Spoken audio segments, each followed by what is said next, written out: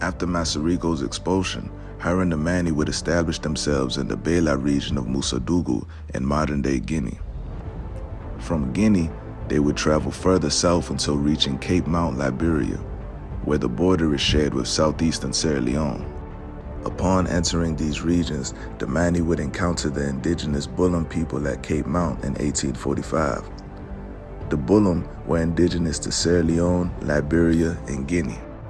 At Cape Mount, the Mani and Bulum would fight a major battle against each other, where Masariko's son was killed and she died soon after.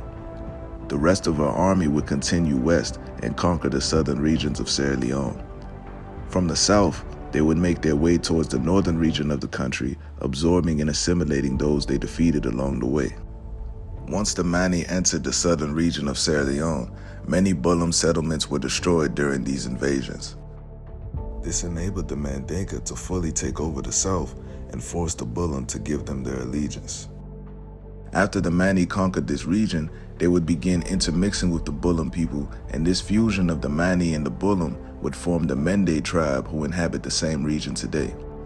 The name Mende may derive from the names of their conquerors Mani, or a spinoff to the ancestry of their conquerors, which is Mande, the umbrella term for the Mande-speaking people of West Africa. Or perhaps, when the Europeans made contact with them and asked who they were, the reply that they received was Mande, but the British pronunciation likely came out as Mandai, hence the pronunciation and spelling today. Corruption and mispronunciation of African names and words by European explorers and invaders was common, and whatever they documented on the African people would be what was passed down to us who are the descendants, including the improper way of saying some of our ancestral names. Another example of this can be displayed through the formation of the Chebro people. After conquering the Bulum people of the south and forming the Mende, the next region that the Mani would conquer would be the Bulum territory centered around what is today known as Chebro Island. The head of this conquest was a Mani leader named Sherabola. A corruption of this name would lead to him being called Chebro, and from the corruption of this Mani leader's name, the Chebro tribe was formed. From there, the Timni would be conquered next, but prior to the Mani invasion of Sierra Leone, the Timni would be the first migrant tribe to arrive in the country after leaving the Futa Jalon region of Guinea in the late 1400s. The Timni would push the Limba northeast and the Bulum southward. It is highly possible that before the arrival of the Mani, the Timni may have possibly gone by a different name.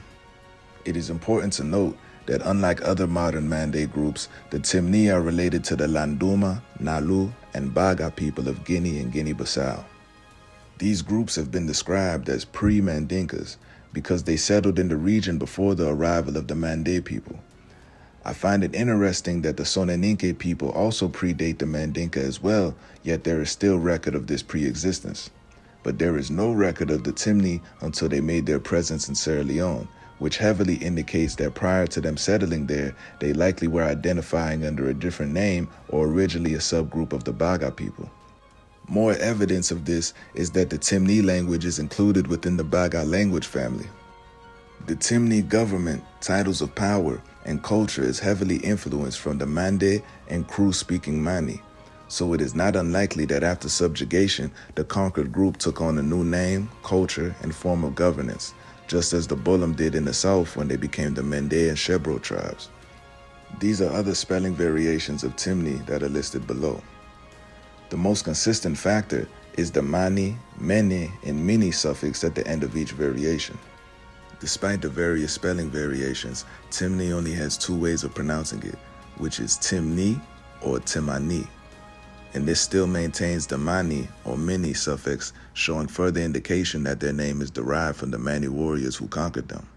When Masariko and the Mani started their conquest, her lieutenants were referred to as Sumbas and consisted of Kru-speaking people of the Koya and Kia clans from Liberia, who were likely absorbed into the army after the Mani conquered regions in Liberia. As the Mani generals were conquering the southern region of Sierra Leone, the Lieutenant Sumbas may have led the northern conquest against the Timni, because the Timni would go on to form the Kingdom of Koya, fully indicating that the Sumbas from the Koya clan played a major role in conquering them. The first three kings of Koya were documented by the name Farima, which wasn't their actual name but a title. Farima is a Mandinka term that translates to brave man, commander, or military leader in a Mandinka army. This is full evidence that after the Koya clan conquered the Timni, the Mani generals would be who took kingship.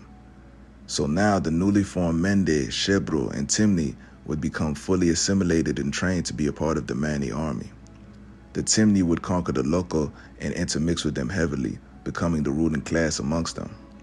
The only tribe that was able to bring a halt to the Mani conquest in the north were the Susu. Overall, the Mani were able to conquer and absorb the Bullum and then create hybrid groups that would form the Mende, Shebro, Timni, and Loko. Salon man them always like for say, Uda indigenous, Uda not so indigenous.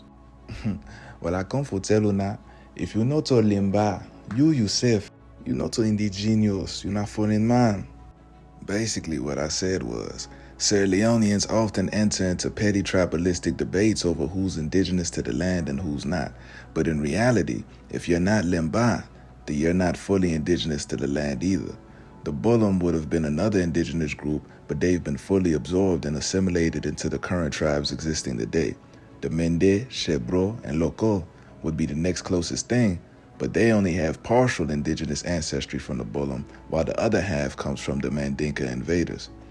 Then the Timni are just foreigners who intermix with foreigners. They are a mixture of the Baga people of Guinea, Mandinka from the Mani clan, Kuru people from the Koya and Kia clan, and a small percentage of Bullum sprinkled in there. The rest of the tribes in Sierra Leone are migrants from Mali, Guinea, and Liberia who settled later on. So I think we all able for say, Salon not a real place. We all not foreign man. We come Salon, we fet the Bullum, we fet the Limba, and we tell them say, you go accept we. If you no accept we no go have peace in this country. So this indigenous debate, not a thing where we get for faith, but today, all man na Salon man. You hear me? All man na Salon man.